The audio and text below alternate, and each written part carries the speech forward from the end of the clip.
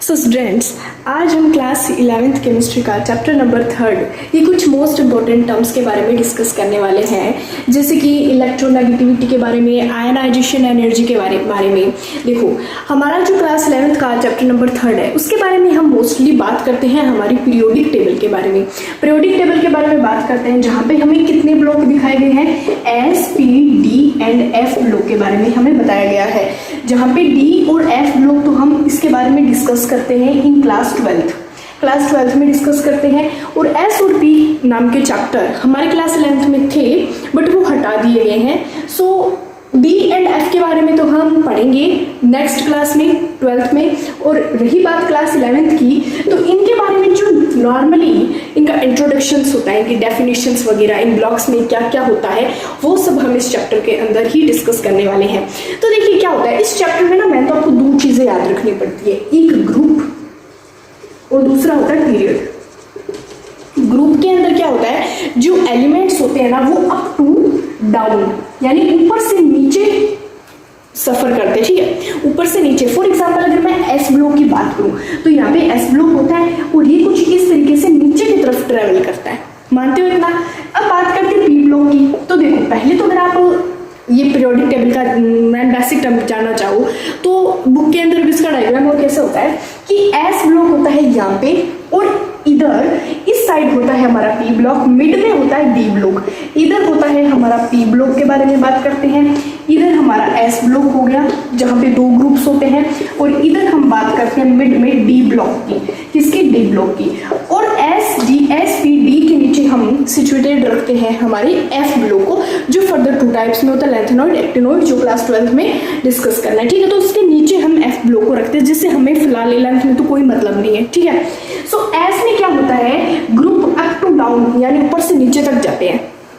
यहाँ तक बात आई समझ में। अब जब अप टू डाउन कोई भी एलिमेंट जाएगा तो वहां क्या होगा, जैसे मैं आपको बताती हूँ, ग्रुप होता है जहां पे एलिमेंट्स अप टू डाउन, और पीरियड में लेफ्ट टू राइट। पीरियड में क्या होता है, लेफ्ट टू राइट। यही पी ब्लॉक के अंदर क्या होता है, पीरियड लेफ्ट टू राइट में ट्रैवल करते हैं। जब जैसे जैसे जो हमारा एटम होता है या हमारा एलिमेंट होता है वो नीचे की तरफ जाएगा तो साइज क्या होता है, इंक्रीज होता जाता है। साइज क्या होता है, इंक्रीज होता जाता है। जैसे मान लो ये एलिमेंट, इसका साइज इतना है, इसका इतना है, और जैसे जैसे नीचे बढ़ेंगे वैसे वैसे हमारा क्या होता जाएगा, साइज इंक्रीज होता जाएगा।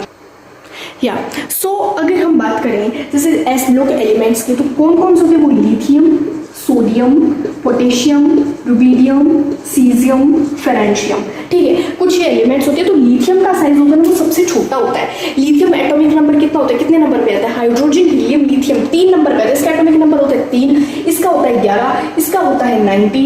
रुबीडियम, सीजियम, फेरेंशियम ये हमारे डी ब्लॉक एलिमेंट्स आगे, कुछ एफ के भी आगे, ठीक है। तो ऐसे ऐसे जब आप देखोगे, जब आप अप टू डाउन आ रहे हो, ऊपर से नीचे की तरफ आ रहे हो, तो यहाँ पे इलेक्ट्रॉन कितने होंगे, 3, इधर 3 इलेक्ट्रॉन, इधर 19 इलेक्ट्रॉन। तो इलेक्ट्रॉन बढ़ेंगे तो वैसे वैसे शेल्स भी तो बढ़ेंगे। जैसे मान लो ये हमारा न्यूक्लियस है, लिथियम में हमारा एक शेल है एस, ठीक है। लिथियम का अगर हम एटॉमिक नंबर लिखना चाहे तो 1s2 और 2s1 ये होगा, तो एस के अंदर ट्रेवल कर रहा है। जैसे जैसे इलेक्ट्रॉन के नंबर्स बढ़ेंगे वैसे वैसे सबशेल बढ़ते जाएंगे। जैसे जैसे सबशेल्स, नंबर ऑफ सबशेल्स बढ़ते जाएंगे वैसे वैसे हमारा साइज भी तो इंक्रीज होगा। समझ रहे हो बात को। इसमें क्या है, मिड में न्यूक्लियस है और इनके जो शेल्स है ये तो बढ़ते ही जा रहे हैं ना, शेल्स तो बढ़ ही रहे हैं, शेल्स बढ़ रहे हैं तभी तो इनका क्या बढ़ रहा है, साइज बढ़ रहा है अप टू डाउन में। ये बात समझ आई। जैसे जैसे साइज बढ़ेगा वैसे वैसे अब कुछ है ना टर्म्स के बारे में बात करेंगे। कौन सी, आयनाइजेशन एनर्जी या आयनाइजेशन एंथैल्पी। आप थर्मोडायनेमिक्स चैप्टर में एक टर्म के बारे में सुनोगे जिसका नाम है एंथैल्पी। एंथैल्पी क्या होता है, एंथैल्पी एक तरीके की एनर्जी, ठीक है जी। तो आयनाइजेशन एनर्जी क्या होती है, आयन, जो आयंस होते हैं। अब कुछ बच्चे कंफ्यूज होते हैं कि आयंस क्या होते हैं, ये भी डिस्कस करेंगे, ठीक है। क्या होता है, ये एक ऐसी मिनिमम एनर्जी है, ये एक ऐसी मिनिमम एनर्जी है जो हमें रिक्वायर होती है to remove the most loosely bound electron from an isolated gaseous atom in its ground state converting into gaseous cation.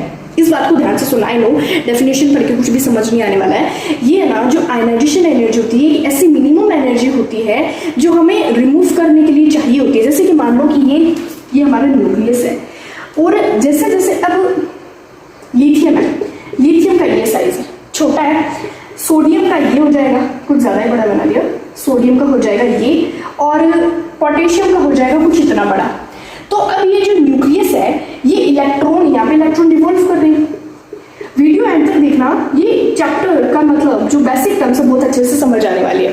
तो ये जो न्यूक्लियस है, ये इलेक्ट्रॉन का ना अपनी तरफ अट्रैक्ट कर रहा है। न्यूक्लियस क्या है? पॉजिटिव। इलेक्ट्रॉन क्या होता है? नेगेटिव होता है। पॉजिटिव नेगेटिव तो अट्रैक्ट ही करेगा ना, अट्रैक्ट करेगा। तो जब साइज छोटा है तो ये जो न्यूक्लियस है, जिसकी पावर है ना बहुत अच्छे से इलेक्ट्रॉन पे लगने वाली है। न्यूक्लियस है ना, जो जब साइज छोटा होगा तो बहुत अच्छे से इसको अट्रैक्ट करेगा। अब जैसे जैसे साइज बड़ा होगा तो ये जो आउटर मोस्ट इलेक्ट्रॉन होते हैं ना, ये जो न्यूक्लियस के पकड़ में नहीं आ पाते, न्यूक्लियस के पकड़ में नहीं आ पाते, न्यूक्लियस इसको अच्छे से अट्रैक्ट नहीं कर पाता। जिस बार और साइज बड़ा हो गया, फ्रैक्शन की बात करें तो ये तो और ही बड़ा हो जाएगा, ये और बड़ा हो जाएगा। तो ये जो न्यूक्लियस है, ये इसको ना बहुत अच्छे से अपनी जो पावर है, अट्रैक्शन फोर्स, अट्रैक्शन एनर्जी वगैरह है, ये इतना अच्छे से आउटर मोस्ट इलेक्ट्रॉन पे नहीं लगा सकता। इसकी कहाँ लग सकती है? इस शेल पे, इस शेल पे, इस यहाँ तक इसकी लग सकती है। आगे आगे आगे जाते जाते जो अट्रैक्शन फोर्स होता है वो धीरे धीरे क्या होता रहता है? कम होता रहता है। यहाँ तक बात आई समझ? तो ये होती है हमारी आयनाइजेशन एनर्जी। जैसे जैसे साइज बढ़ता है, आयनाइजेशन एनर्जी क्या होती है? कम होती जाती है। तो जैसे जैसे हम ग्रुप में अप टू डाउन जाएंगे, हमारी आयनाइजेशन एनर्जी क्या हो जाएगी? कम हो जाएगी। क्यों? क्योंकि साइज बढ़ेगा। साइज बढ़ेगा तो जो इलेक्ट्रॉन को न्यूक्लियस अपनी तरफ अच्छे से अट्रैक्ट नहीं कर पाएगा ना, अच्छे से अट्रैक्ट नहीं कर पाएगा। उसके बाद इलेक्ट्रोनेगेटिविटी। इलेक्ट्रोनेगेटिविटी क्या होती है? Is the measure of an atom tendency to attract shared electron in a chemical bond. Electro यानी इलेक्ट्रॉन, नेगेटिव यानी नेगेटिव एटम, ठीक है, नेगेटिव एनर्जी। इलेक्ट्रोनेगेटिविटी एक ऐसी एनर्जी होती है जो इलेक्ट्रॉन को अपनी तरफ कितना अट्रैक्ट कर सकती है, जो इलेक्ट्रॉन को अपनी तरफ कितना अट्रैक्ट कर सकती है, कितनी उसके अंदर पावर होती है कि इतना % इलेक्ट्रॉन को अपनी तरफ अट्रैक्ट कर सकती है। अगर हम बात करें कि हमें कैसे पता चलेगा कि कौन सा, अब जैसे हमारी केमिस्ट्री, उसके अंदर इतने सारे भरपूर एलिमेंट्स है, 108 इतने एलिमेंट्स है, ठीक है। तो इन एलिमेंट्स में से हमें कैसे पता चलेगा कि किस एलिमेंट की इलेक्ट्रोनेगेटिविटी यानी इलेक्ट्रॉन को अपनी तरफ अट्रैक्ट करने की एनर्जी सबसे ज्यादा होती है? उसके लिए एक ट्रिक है। ट्रिक है कि फोन कल अंकल को फोन कल, किसको? Uncle, phone call. एफ है फ्लोरीन, ओ है ऑक्सीजन, एन है nitrogen, fluorine, oxygen, O2 N2 और सी क्या? क्लोरीन, ठीक है जी, क्लोरीन है। सी क्या? हमारा क्लोरीन है।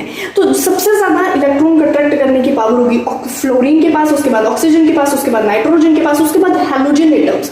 उसके बाद कौन से?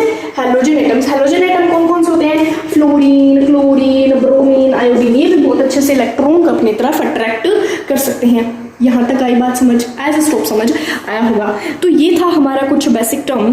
जैसे जैसे हम अब अगर हम देखें कि जैसे जैसे नीचे जाएंगे ग्रुप में अप टू डाउन, तो जो इलेक्ट्रोनेगेटिविटी होती है किसी एटम की, बढ़ेगी कम होगी? ऑफ कोर्स ये बात है, कम होगी, क्योंकि जो न्यूक्लियस है वो अपनी तरफ अट्रैक्ट ही नहीं कर पाएगा ना, इलेक्ट्रॉन को अपनी तरफ अट्रैक्ट नहीं कर पाएगा। और यही आयनाइजेशन एनर्जी में क्या होता है? Is the minimum energy required to remove the most loosely bound electron, ठीक है। तो जो आयनाइजेशन एनर्जी वो नीचे जैसे जैसे अपन ग्रुप में अप टू डाउन जाएंगे वो भी क्या होगी? डिक्रीज होती जाएगी। अगर हम बात करें इलेक्ट्रोपॉजिटिव एटम क्या होता है? इलेक्ट्रो मीन्स इलेक्ट्रॉन, पॉजिटिव का मतलब भी कुछ ये आयनाइजेशन की तरह ही रिलेट कर सकते हैं अपन। कैसे? इलेक्ट्रोनेगेटिव क्या होता है? इलेक्ट्रॉन को अपनी तरफ अट्रैक्ट करने की कितनी पावर है। इलेक्ट्रोपॉजिटिव क्या होगा? इलेक्ट्रॉन को मतलब निकालने की कितनी पावर है। तो जैसे जैसे नीचे जाएंगे वैसे वैसे जो हमारी इलेक्ट्रोपॉजिटिव एनर्जी होगी वो क्या हो जाएगी? इंक्रीज हो जाएगी। इंक्रीज क्यों हो जाएगी? क्योंकि जैसे जैसे साइज बढ़ेगा इलेक्ट्रॉन को निकालना तो और आसान हो जाएगा, और इलेक्ट्रॉन को निकालना आसान हो गया, यानी किसी भी एटम में से इलेक्ट्रॉन की संख्या कम हुई है, किसी भी एटम में से इलेक्ट्रॉन की संख्या क्या हुई है? कम हुई है। तो वहां पे तो पॉजिटिविटी आ जाएगी ना, नेगेटिविटी थोड़ी है। नेगेटिविटी तो कब आएगी? जब अट्रैक्ट कर रहा है इलेक्ट्रॉन को, यानी इलेक्ट्रॉन थे और इलेक्ट्रॉन आ गए, वहां पे नेगेटिव होगा। यहाँ पे निकाल रहा है। जैसे जैसे ग्रुप में अप टू डाउन जाएंगे तो इलेक्ट्रॉन जो लूजली बाउंडेड इलेक्ट्रॉन होगा वो तो निकल जाएगा, पॉजिटिव, ठीक है, इलेक्ट्रो पॉजिटिव। कुछ एक दो टर्म्स के अगर हम और बात करना चाहिए, इससे पहले मैं आपको बता देती हूँ पीरियड के बारे में, ठीक है। पीरियड क्या होता है? पी ब्लॉक के जो एलिमेंट्स होते हैं वो ये नेचर शो करते हैं, पी ब्लॉक या D block elements. P block elements का अगर हम बात करें, वैसे ये ब्लॉक के बारे में बहुत अच्छे से अलग अलग समझाने वाली हूँ, बट आज मैं कुछ इंट्रोडक्शन देख लूँ बस इनका, ठीक है। पी ब्लॉक में क्या होता है? कार्बन, ऑक्सीजन, बोरोन, सॉरी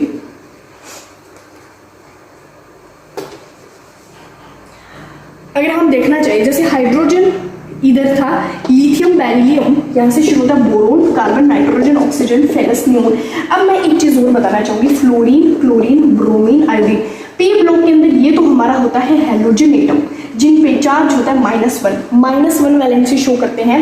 और ये जो एन लिखा है मैंने, ये है हमारा नियोन, ठीक है। ये होते हैं आर्गन या इनर्ट गैस भी बोलते हैं इनको, नॉट आर्गन, सॉरी, ये आर्गन तो किसी एक एलिमेंट का नाम है पर्टिकुलर, इसको हम बोलते हैं इनर्ट गैस। आप लिख सकते हो यहाँ पे 80 नंबर पीरियोडिक टेबल पे आता है, इसको हम बोलते हैं इनर्ट गैस, जो किसी के साथ रिएक्ट नहीं करती है।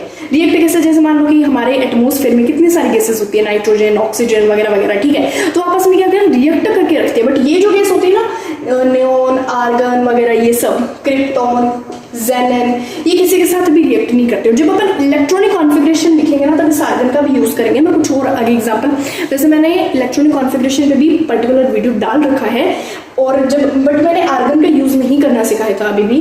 तो अब जब हम इलेक्ट्रॉनिक कॉन्फ़िगरेशन लिखेंगे तो हम आर्गन की बात करेंगे। तो ये क्या किसी के साथ रिएक्ट नहीं करते, बहुत ज़्यादा ये स्ट्रॉन्ग होते, किसी के साथ रिएक्ट क्यों नहीं करते, क्योंकि इनकी वैलेंसी कंप्लीट होती है। वो हम जैसे जैसे हमारा अभी हमने केमिस्ट्री के चैप्टर स्टार्ट किए हैं, तो धीरे धीरे हमारा कंसेप्ट बनेगा, ठीक है। सो ये हो गया हैलोजन एटम, ये इनर्ट गैस हो गया हमारा।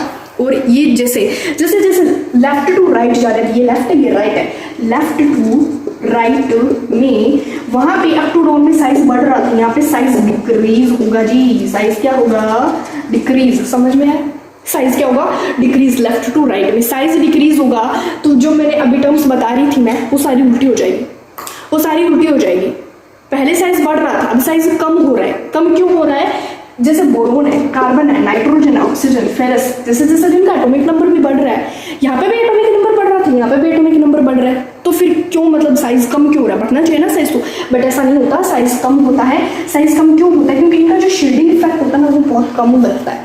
अब ये शील्डिंग इफेक्ट क्या होता है, शील्डिंग इफेक्ट देखो, ये दो टर्म्स भी इंपॉर्टेंट मैं बता देती हूँ। शील्डिंग इफेक्ट, शील्डिंग इफेक्ट, ये बहुत बेसिक चीजें हैं जो 11th क्लास के बच्चे को पता होनी चाहिए। शील्डिंग इफेक्ट और न्यूक्लियर चार्ज, न्यूक्लियर चार्ज, ये क्या है हमारा न्यूक्लियस, और इसके अराउंड इलेक्ट्रॉन रिवोल्ट करते हैं शेल्स में। अब देखो, जो इलेक्ट्रॉन के पास वाला शेल है, इस पे, सॉरी, न्यूक्लियस के पास वाला शेल है, इस पे है ना, ये बहुत अच्छे से फोर्स लगा के रखेगा और पकड़ के रखेगा, यानी अट्रैक्टिव फोर्स लगेगा। हमने देख लिया, बस इसी को न्यूक्लियर चार्ज बोलते हैं, इसी को हम क्या बोलते हैं, न्यूक्लियर चार्ज बोलते हैं। फिर से देख लो, जो पास वाले इलेक्ट्रॉन है, इनको पकड़ के रखेगा, तो इन पे ही, इनको ही हम क्या बोलते हैं, न्यूक्लियर चार्ज। लेकिन मान लो इलेक्ट्रॉन, अब जैसे इलेक्ट्रॉन है, इधर भी इलेक्ट्रॉन, इधर भी इलेक्ट्रॉन, इलेक्ट्रॉन, इलेक्ट्रॉन, ठीक है, इन सब में क्या इलेक्ट्रॉन है, कोई एटॉमिक नंबर किसी एलिमेंट का बहुत ज्यादा है, तो इलेक्ट्रॉन पे कोर्स से बात है ज्यादा होगा इलेक्ट्रॉन। तो अब ये इलेक्ट्रॉन इलेक्ट्रॉन के बीच में तो रिपल्शन होगा। देखो हमने पढ़ा है, पॉजिटिव नेगेटिव अट्रैक्ट करता है, नेगेटिव पॉजिटिव अट्रैक्ट करता है, पॉजिटिव पॉजिटिव रिपल्शन करता है, नेगेटिव नेगेटिव रिपल्शन करता है। तो इलेक्ट्रॉन भी नेगेटिव, ये वाला इलेक्ट्रॉन भी नेगेटिव, सारे इलेक्ट्रॉन नेगेटिव ही, तो नेगेटिव नेगेटिव के बीच में क्या होगा, रिपल्शन। क्या होगा, रिपल्शन। तो इन सब के बीच में क्या लगेगा, रिपल्शन फोर्स लगेगा, ठीक है। रिपल्शन फोर्स लगेगा तो पास नहीं आएंगे, रिपल्शन फोर्स लगेगा। जैसे मान लो यहाँ पे लड़ाई चल रही है, धक्का मुक्की चल रही है इलेक्ट्रॉन के बीच में, तो इलेक्ट्रॉन तो जो साइज है वो तो धीरे धीरे बढ़ेगा ना। तो आप सोचोगे जब शील्डिंग इफेक्ट लगेगा तो साइज तो बढ़ना चाहिए, साइज तो बढ़ना चाहिए ना, बट साइज बढ़ता नहीं है, साइज कम होता है। ये क्या एक्सेप्शन है, ये एक्सेप्शन नहीं, इसका भी एक रीजन है, वो मैं बताऊंगी। तो वैसे मैंने 12th क्लास के वीडियो में भी बता रखा है, बट यहाँ पे हम 11th की बात करें तो रिपीट करेंगे। सो इलेक्ट्रॉन के बीच में शील्डिंग इफेक्ट लगेगा। और ये जो पॉजिटिव न्यूक्लियर चार्ज क्या होता है, न्यूक्लियर चार्ज या इफेक्टिव न्यूक्लियर चार्ज, जब इलेक्ट्रॉन को अपनी तरफ अट्रैक्ट कर रहा है। अब ये जो शील्डिंग इफेक्ट होता है ना, ये इधर पुअर होता है, बहुत ही वीक होता है। वीक क्यों होता है, क्योंकि ये जो ऑर्बिटल्स होते हैं ना, ये बहुत डिफ्यूज होते हैं, और शील्डिंग इफेक्ट क्या हो जाता है, यहाँ पे पुअर हो जाता है, पुअर हो जाता है, इसीलिए साइज क्या होता है जी, साइज होता है कम। बात आई समझ, एज स्टॉप समझ आया होगा। सो ये थी हमारी कुछ छोटी छोटी terms. So thank you so much. Next में हम डिस्कस करेंगे इस चैप्टर का और भी बेसिक टर्म्स, और ये जो ब्लॉक्स मैंने दिखाए थे एसपी एंड एफ का इसमें नहीं है, एसपी एंड डी के बारे में हम ब्लॉक्स की भी स्टडी करेंगे, और भी काफ़ी इसमें टर्म्स उसकी भी स्टडी करेंगे। So thank you so much. और पीरियोडिक टेबल किसने, क्यों, कहाँ, कब, कैसे बनाई, वो भी उसके बारे में भी जरूर डिस्कस करेंगे। तो तब तक thank you so much and बने रहिए।